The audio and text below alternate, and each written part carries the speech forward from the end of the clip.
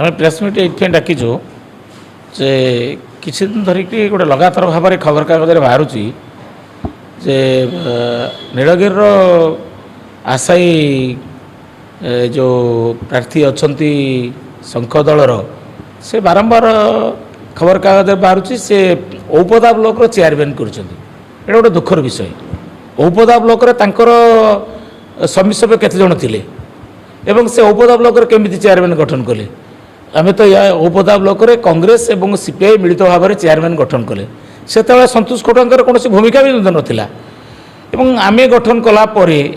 केते जण सरपंच समिति जीतुं गोटे मिछ आड़ देखिए जो गोटे अपप्रचार करुँच आम अनुरोध करुँ से क्षांत रुहतु। ये सीपीआई कांग्रेस दल गठन कर ब्लॉक औपदा ब्लॉक एवं प्रेसमिट जो चेयरमैन इलेक्शन पर बोध चेयरमैन प्रार्थी कहते मुझे कांग्रेस जीति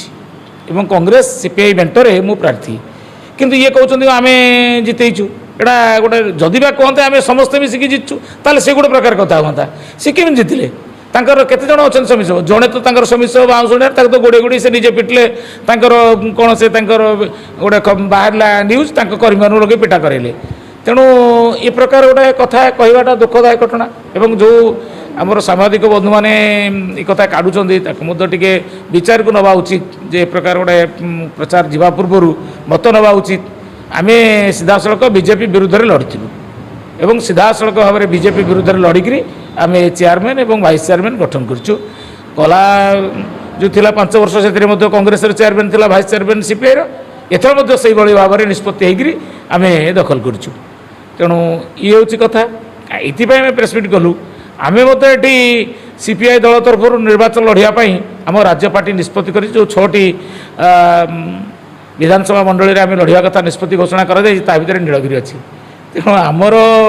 लड़ाईर सुफल को सी एका नहीं जाऊँ नापी उद्यम करें अनुरोध करुँ गणमाध्यम जरिया दलर सुप्रीम को आम नवेदन करुँ जो प्रकार गोटे अपचेष्टा से क्षांत रुहतु कौन शिखुंट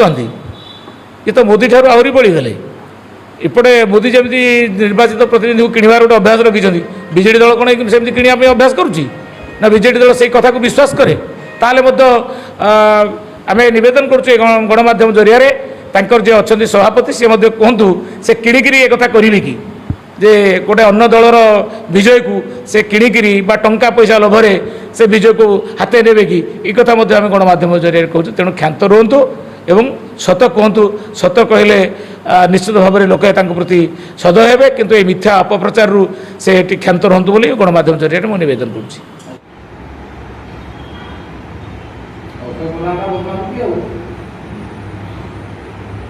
କିନ୍ତୁ ସେମାନେ ବାହା ନଉଛନ୍ତି ଆଉ।